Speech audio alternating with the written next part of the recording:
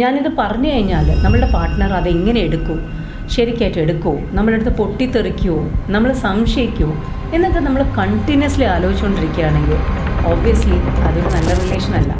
Once again welcome to simple 5 by Atmasutra mind care. This is Sindhu Nandakumar, consultant psychotherapist at Atmasutra mind care.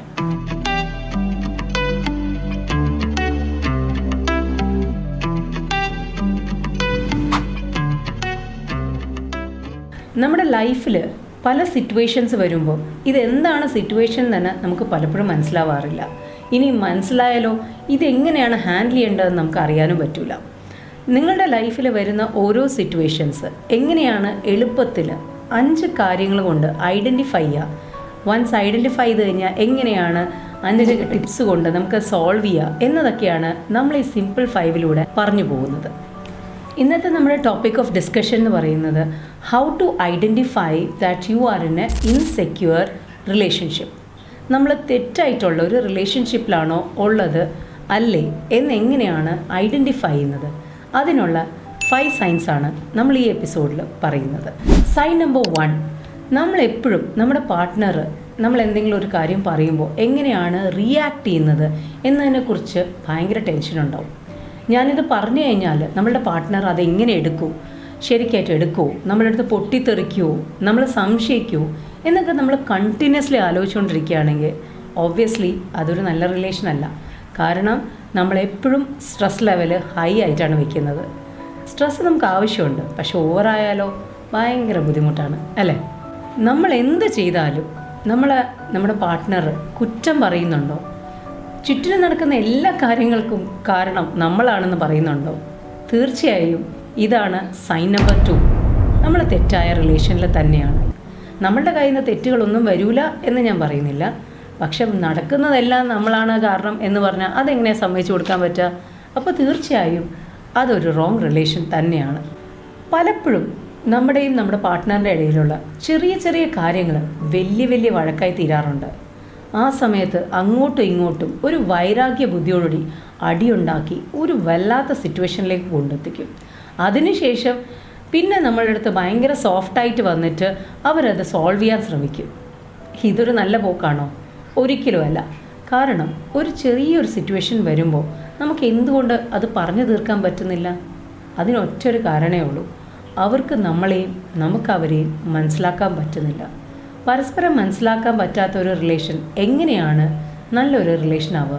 അപ്പോൾ ഇത് തന്നെയല്ലേ sign number 3. ഓരോ വ്യക്തികൾക്കും ഒരു വ്യക്തിത്വം ഉണ്ടല്ലേ. ഞാനും നിങ്ങളും നമ്മുടെ ചുറ്റിനും കാണുന്ന ഓരോ വ്യക്തികളും എല്ലാ രീതിയിലും ഡിഫറെൻ്റാണ്. നമ്മളായി തന്നെ ആക്സെപ്റ്റ് ചെയ്യുന്ന ആൾക്കാരുടെ കൂടെ ജീവിക്കാൻ ഭയങ്കര എളുപ്പമാണ്. അവർക്ക് നമ്മളുടെ സ്ട്രെങ്ത്തും അറിയാം, നമ്മളുടെ വീക്ക്നെസ്സും അറിയാം. അപ്പോൾ നമുക്ക് മറ്റൊരാളായി അവരുടെ മുമ്പിൽ നിൽക്കേണ്ട കാര്യമില്ല. അപ്പോൾ നല്ലൊരു റിലേഷനിൽ നമുക്ക് വേണ്ടത് ആക്സെപ്റ്റൻസ് ആണ്. Accepting us as we are. നമ്മൾ എങ്ങനെയാണോ അങ്ങനെ നമ്മൾ ആക്സെപ്റ്റ് ചെയ്യുന്ന ആൾക്കാരാണ് നമ്മളുടെ ഏറ്റവും നല്ല ബന്ധങ്ങൾ അല്ലേ. അത് നമ്മുടെ ഫാമിലി ആയാലും കൊള്ളാം, നമ്മുടെ പാർട്ട്ണർ ആയാലും കൊള്ളാം, നമ്മുടെ മക്കളായാലും കൊള്ളാം, നമ്മുടെ കൊളീഗ്സ് ആയാലും. നമ്മൾ എങ്ങനെയാണോ നമ്മൾ ആക്സെപ്റ്റ് ചെയ്യാൻ പറ്റണം.